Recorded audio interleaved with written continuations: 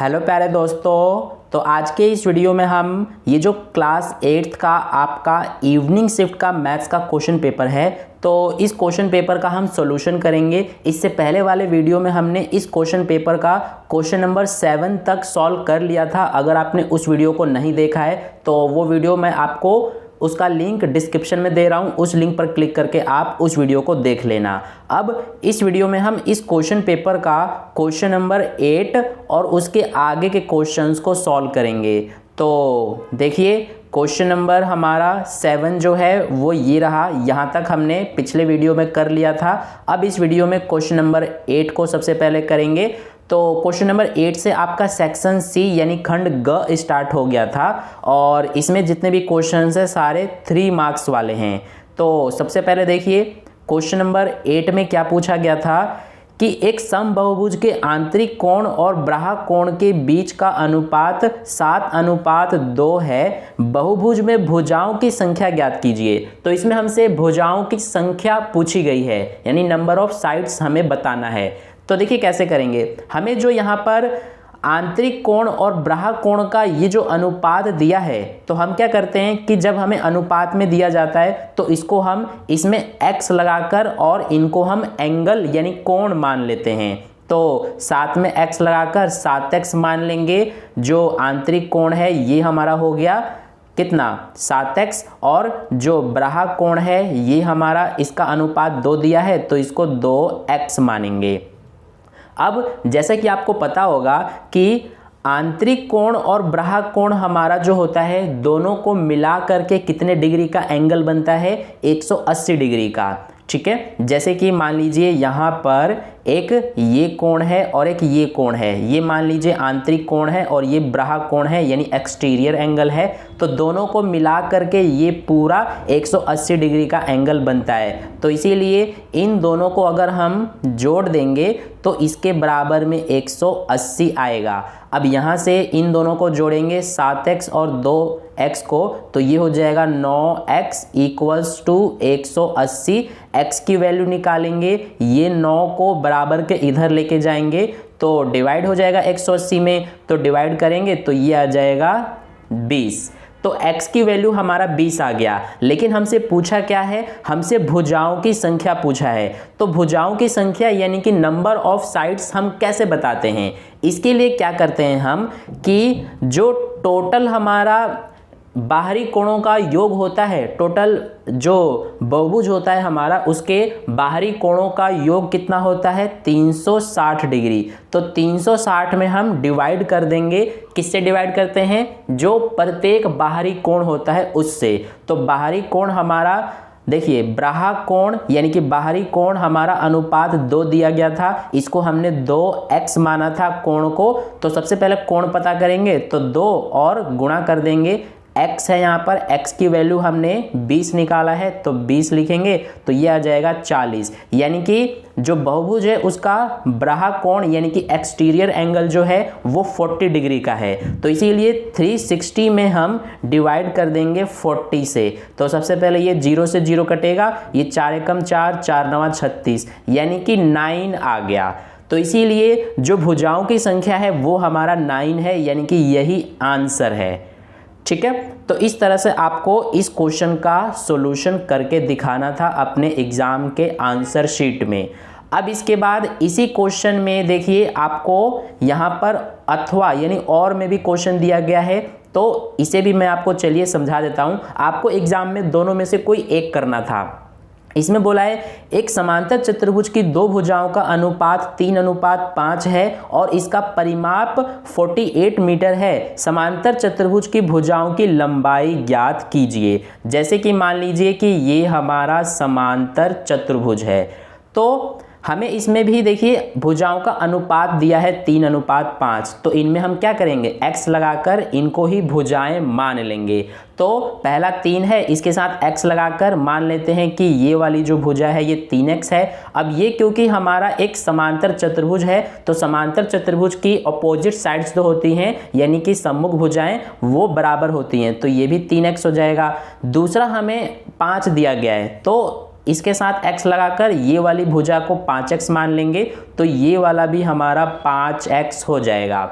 तो ये हमने भुजाएं मान लिया। अब हमें जो पेरीमीटर यानी परिमाप है वो 48 दिया है, यानी अगर इस समांतर चतुर्भुज की सभी भुजाओं को जोड़ेंगे तो कितना आएगा 48 मीटर। तो जोड़ देते हैं। पहला भुजा है 3x, इसमें जोड़ेंगे दूसरी भुजा जो कि 5x है, इसमें जोड़ेंगे तीसरी भुजा जो कि 3x है और चौथी भुजा जो कि 5x है, और इन सब के बराबर में क्या लिखेंगे 48, क्योंकि ये सारा क्या है सारी भुजाएं हैं। तो 3x और 5x 8x, 8x और 3x 11x और 5x 16x, तो ये आ रहा है 16x इक्वल में क्या है 48। तो x की वैल्यू निकालेंगे, ये 16 को इधर लेके जाएंगे तो 48 में डिवाइड हो जाएगा 16, तो ये 3 आ जाएगा।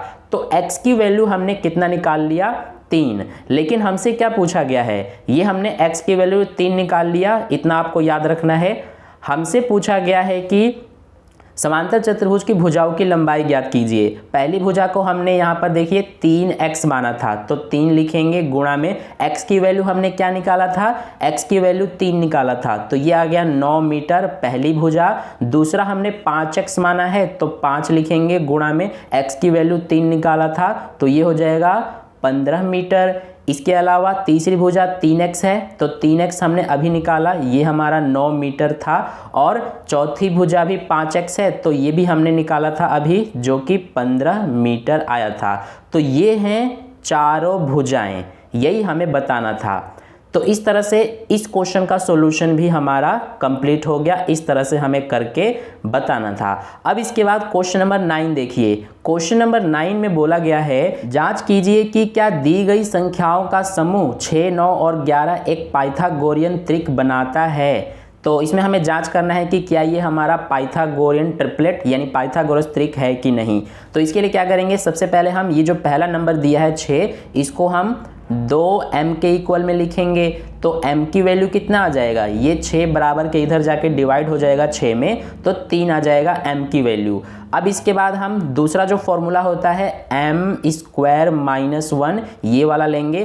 तो m की वैल्यू कितना आया है 3, तो 3 का स्क्वायर माइनस का 1, तो ये कितना आ जाएगा 3 का स्क्वायर करेंगे तो ये हो जाएगा 9 माइनस 1, तो ये आ गया 8। ठीक है। इसके बाद जो तीसरा हमारा फॉर्मूला होता है जो कि m स्क्वायर प्लस 1 होता है, तो m की वैल्यू 3 लिखेंगे, 3 का स्क्वायर प्लस 1, 3 का स्क्वायर 9 हो गया, प्लस में 1 यानी कि 10। तो देखिए यहाँ पर पहला हमारा जो नंबर है वो 6 है, इसके अलावा दूसरा कितना आया है, ये रहा 8, और तीसरा जो है ये आया है हमारा 10। तो ये है पाइथागोरियन ट्रिपलेट यानी पाइथागोरियन त्रिक। ठीक है, 6, 8 और 10 है, लेकिन हमें दिया गया है 6, 9 और 11, तो ये हमारा पाइथागोरियन त्रिक नहीं बनाता है। ठीक है, तो इस तरह से हमें करके बताना था इसका सॉल्यूशन। इसके बाद जो नेक्स्ट क्वेश्चन है हमारा क्वेश्चन नंबर 10, इसमें पूछा है क्या 68,600 एक पूर्ण घन है, यदि नहीं तो वह सबसे छोटी प्राकृतिक संख्या ज्ञात कीजिए जिससे 68,600 को गुणा करने पर एक पूर्ण घन प्राप्त हो जाए। तो इसका सॉल्यूशन कैसे करेंगे, देखिए बहुत ही इजी है। सबसे पहले जो हमें ये नंबर दिया गया है 68,600, तो इसके हम सबसे पहले इस तरह से फैक्टर करेंगे, इसके गुणनखंड हम ज्ञात करेंगे। तो जब आप करेंगे सबसे पहले 2 के टेबल से जाएगा, 2 तिया 6, 2 चौक 8, 2 तिया 6, और ये हमारा यानी इतने बार में 34,300 बार में।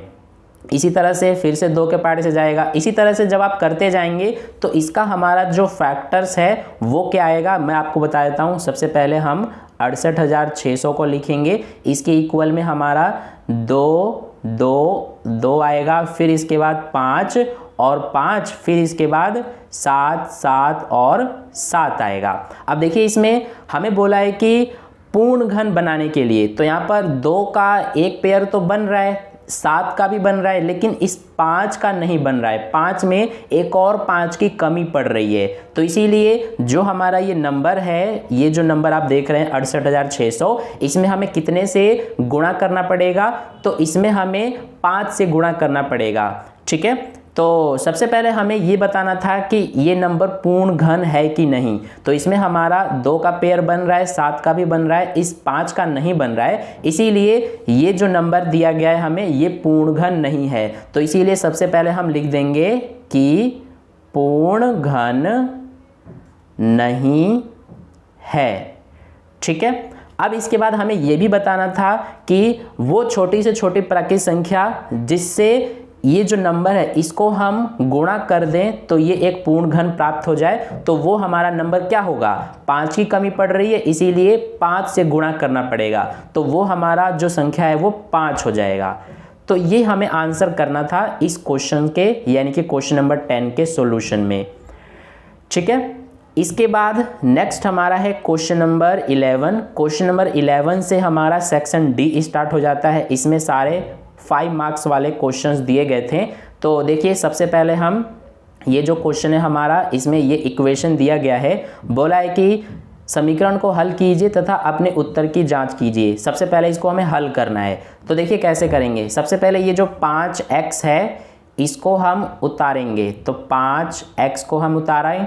इसके बाद इस -2 का जो ब्रैकेट के अंदर ये 2x है इसमें गुणा होगा, तो माइनस का 4x हो जाएगा। इसके बाद -2 का इस -7 में भी गुणा होगा, तो माइनस माइनस प्लस और 2 सत्ते 14 हो जाएगा। इक्वल में इधर भी 2 का पहले 3x में गुणा होगा, तो ये हो जाएगा 6x। फिर 2 का इस -1 में गुणा होगा, तो ये हो जाएगा -2 और प्लस में 7/2 है, तो इसको हमने उतार दिया।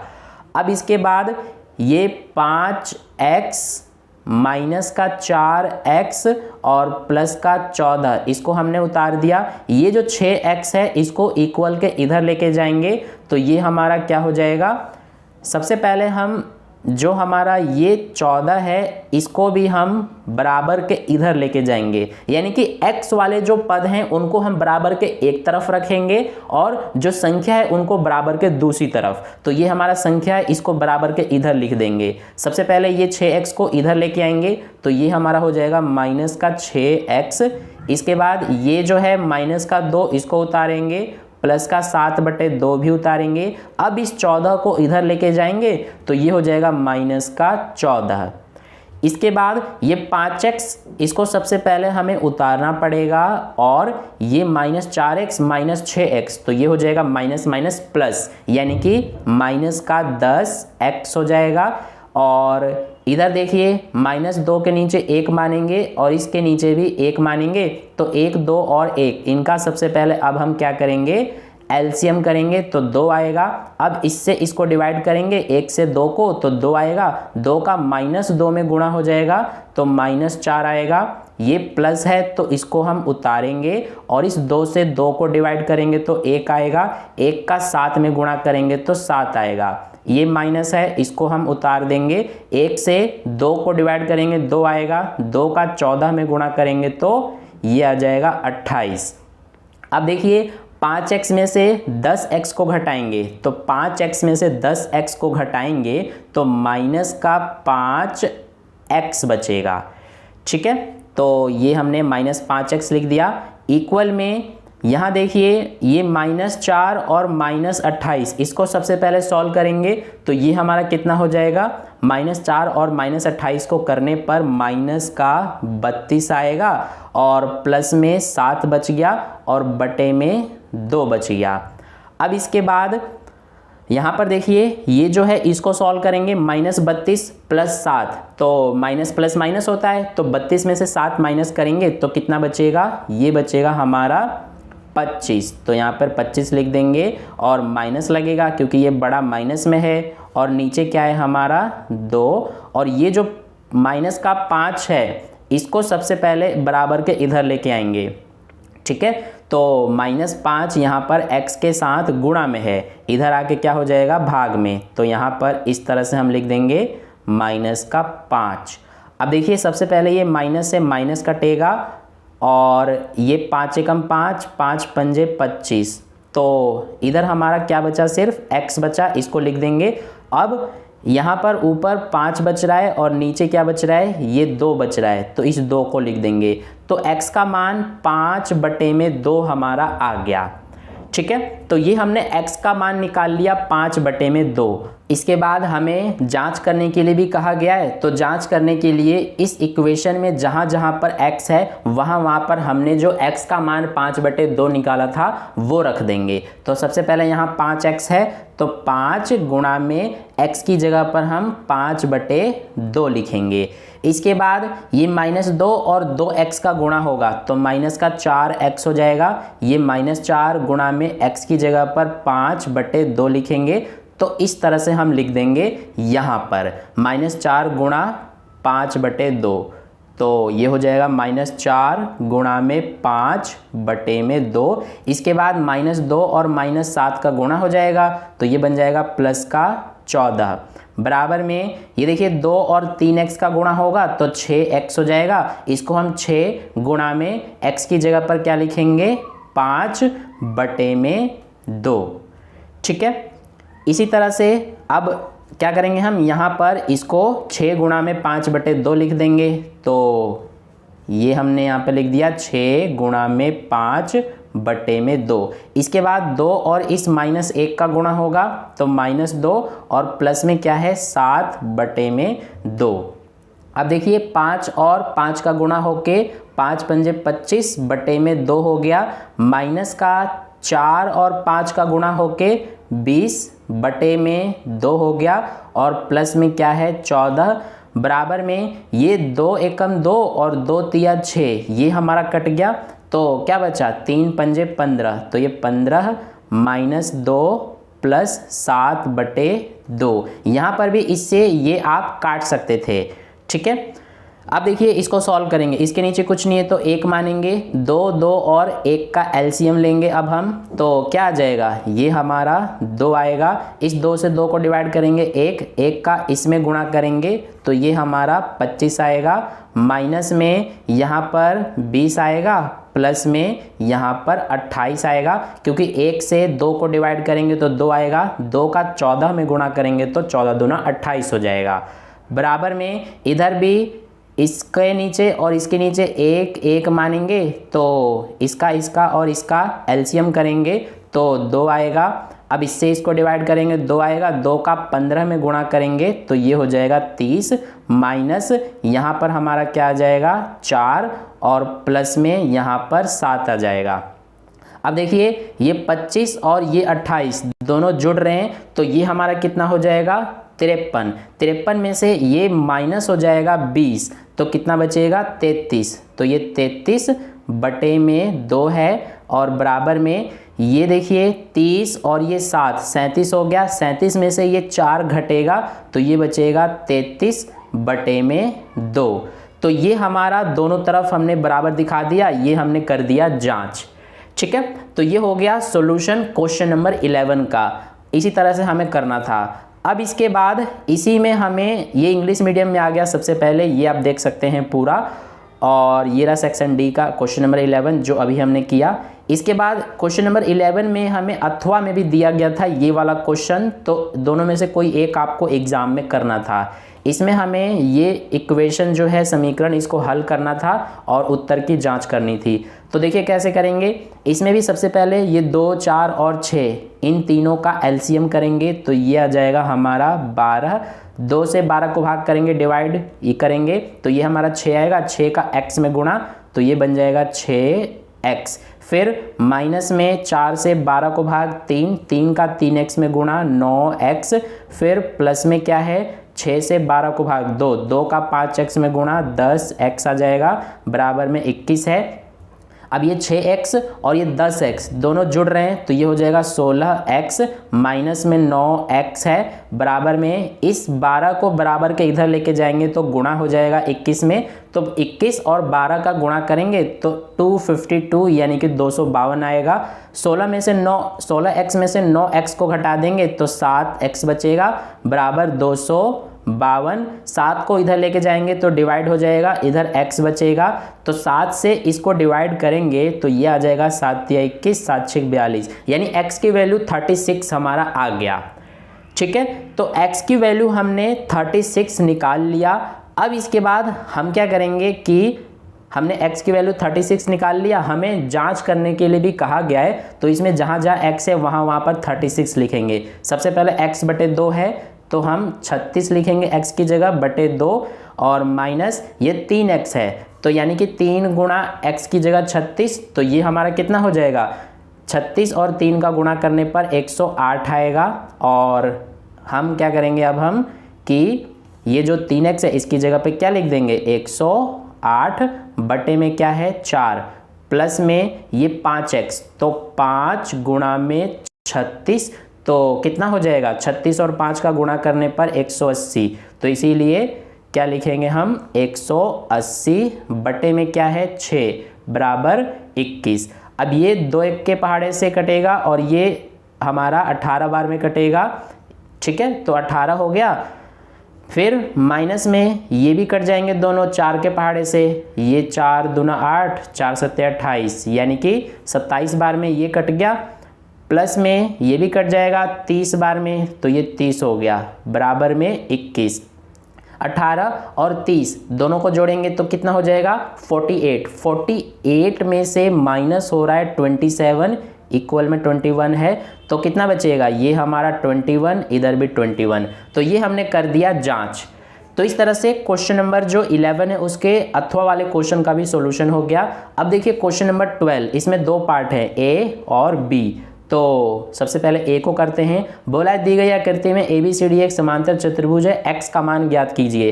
ABCD तो है ही नहीं, ये PQRS है, मिस प्रिंट है, तो हमें इसमें x का मान ज्ञात करना है। अब देखिए ये वाला एंगल और ये वाला एंगल ये क्या बन रहा है z बन रहा है, तो इसीलिए ये दोनों एंगल्स क्या हैं, ये दोनों अल्टरनेट एंगल हैं, यानी कि एकांतर कोण, तो ये दोनों बराबर होंगे। तो लिख देंगे 3x + 50 बराबर में ये वाला यानी कि 80। तो 3x बराबर ये 50 इधर जाके माइनस हो जाएगा, तो 80 में से 50 माइनस होके 30 बचेगा। x की वैल्यू कितना आएगा 3 जो है इधर जाके डिवाइड हो जाएगा 30 में, तो x की वैल्यू 10 आ गया, ठीक है। तो यही हमें बताना था, x की वैल्यू 10 आ गया। ये हमारा हो गया सॉल्यूशन ए पार्ट का। अब देखिए बी पार्ट। बी में बोला गया है कि दी गई आकृति में ROSE एक आयत है, RO की लंबाई ज्ञात कीजिए। ये रहा RO, इसकी लंबाई हमें ज्ञात करना है। तो ये एक आयत है, आयत की जो अपोजिट साइड्स होते हैं सम्मुख भुजाएं वो बराबर होते हैं, यानी कि ये और ये बराबर होगा। तो लिख देते हैं 3x + 10 बराबर होगा इसके, यानी 5x के।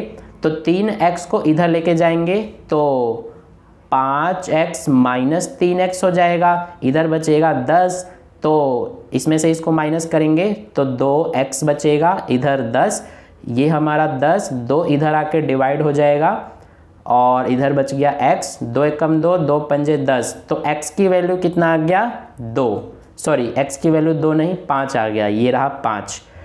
तो x की वैल्यू हमने 5 निकाल लिया। अब हमसे पूछा है RO की लंबाई, यानी ये पूछा गया है, तो इसमें ये रही हमें लंबाई दी गई है, इसमें x की वैल्यू रख देंगे। सबसे पहले 3 है, गुणा में ये x है, तो x का मान हमने कितना निकाला था 5, तो 5 लिखेंगे, प्लस में 10, 3 पंजे 15 प्लस 10 ये हो जाएगा 25, यानी 25 सेंटीमीटर, ये हो जाएगा आंसर, ठीक है। इसके बाद नेक्स्ट है क्वेश्चन नंबर 13। क्वेश्चन नंबर 13 से हम नेक्स्ट वीडियो में करेंगे। आई होप आपको इतना समझ में आ गया। अगर आपको नेक्स्ट वीडियो चाहिए क्वेश्चन नंबर 13 और इसके आगे के सॉल्यूशन का, तो मुझे कमेंट करके ज़रूर बताना, उसके लिए मैं अलग से वीडियो बनाकर आपको प्रोवाइड करूँगा। तो अगर आपको वीडियो पसंद आया तो लाइक कर देना, अपने दोस्तों में भी शेयर कर देना, और चैनल को सब्सक्राइब नहीं किया है तो सब्सक्राइब करके बेल आइकन प्रेस कर लेना, ताकि नेक्स्ट वीडियो जैसे ही अपलोड की जाए तो सबसे पहले उसका नोटिफिकेशन आपको मिल जाए। मिलते हैं फिर नेक्स्ट वीडियो में, तब तक के लिए बाय बाय।